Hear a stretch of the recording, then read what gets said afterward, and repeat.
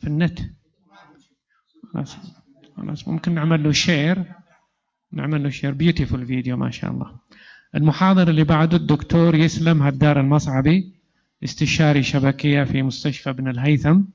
Complications of diabetic retinopathy.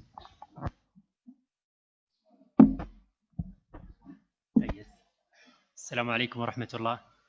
مساء الخير. شكرا لكم على إتاحة الفرصة. أنا راح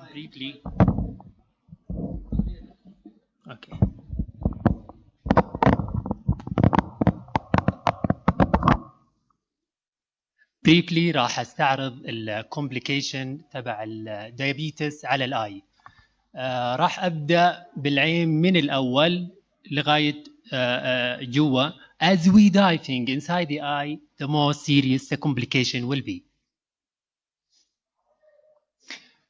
Virtually all structure of the eye going to be affected by diabetes. I'll start from the eyelid, where as we know, diabetes is immune compromised, so gonna to risk the patient or both the patient at risk of infection. Infection of what in the eyelid as a recurrent type, blepharoconjunctivitis and tear instability.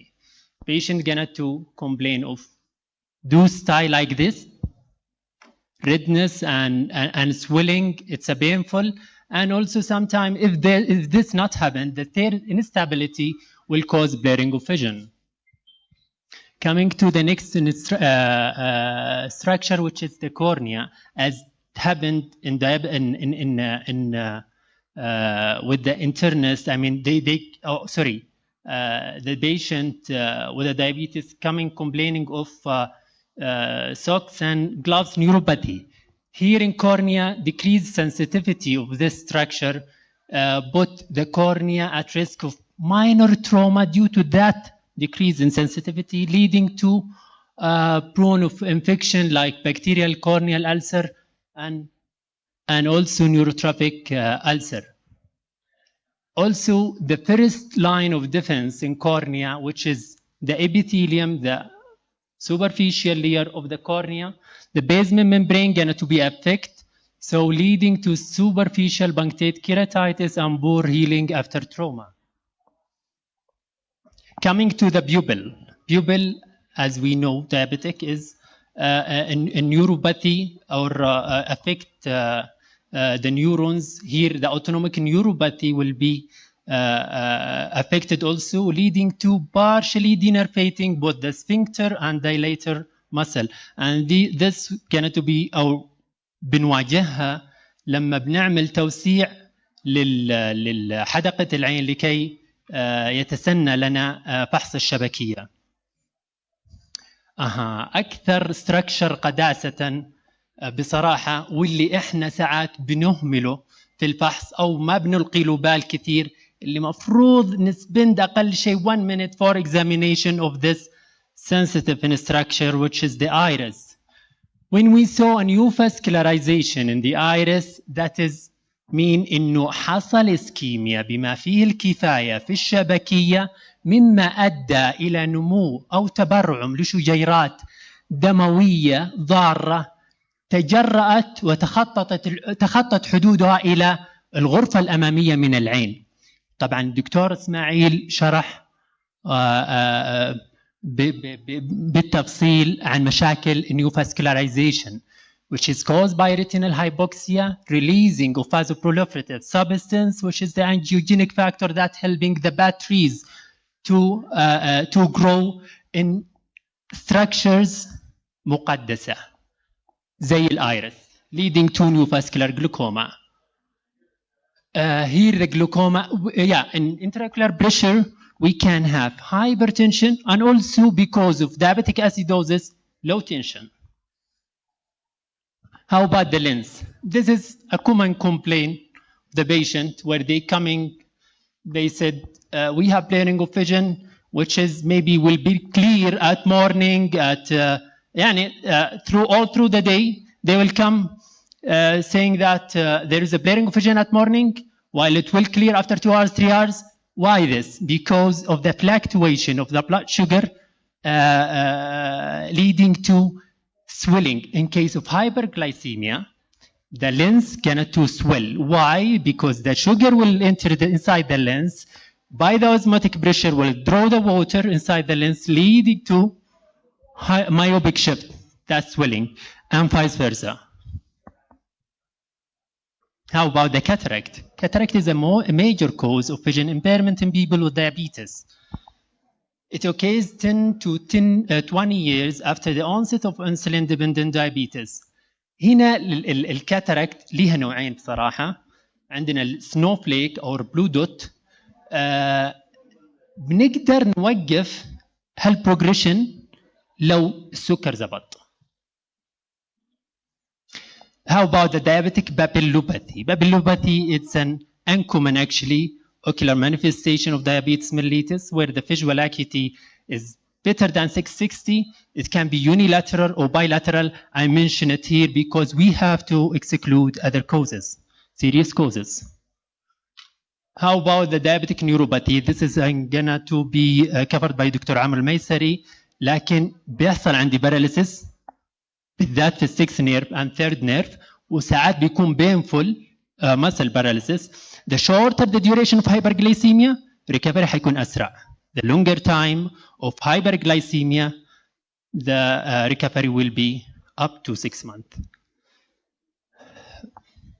Diabetic pupillary defect. Sometimes, it's medical lesion in diabetes usually spare the pupil. Comparing with a surgical lesion, which is the aneurysm or tumor. But also we have to be aware, sometime also will not be spared in diabetes. How about the most important complication, which is the diabetic retinopathy?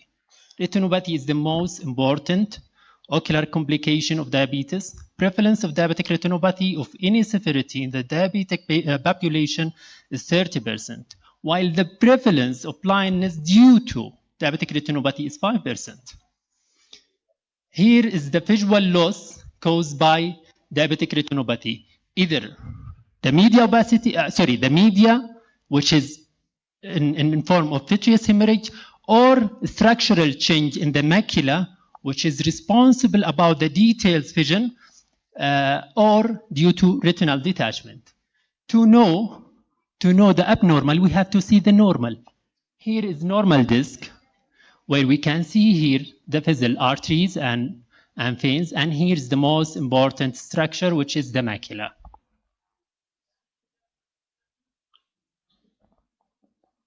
Starting with this 34 gentleman coming complaining of diminution of vision. He is diabetic for 5 years, uncontrolled, visual acuity is 660. He is diagnosed or classified as moderate non-PDR. If we see here, we do an OCT for the macula. We will see a diabetic macular edema centrally involving diabetic macular edema. I would like to give hint here for the subretinal fluid accumulating here. We have to also take care or also instruct the patient to check also the blood pressure. It's not a rule, but we have to instruct the patient for blood pressure. How about this? This is the vitreous hemorrhage. This is actually a subhyaloid pH, which is a boot-like shape. For this gentleman, 63 years, gentleman coming suddenly diminution of vision. He's a diabetic 14 years, uncontrolled, coming with the hand motion. I'm just giving an example for the complication of diabetic retinopathy. And this one is for a 52 lady coming complaining of right diminution of vision. She is diabetic for 20 years, uncontrolled right eye, hand motion, while left eye still 612. Hand motion, why? Because there's 360 degree of fibrovascularization causing traction involving the macula, the most important structure in the eye. لك دقيقة واحدة. خلصت.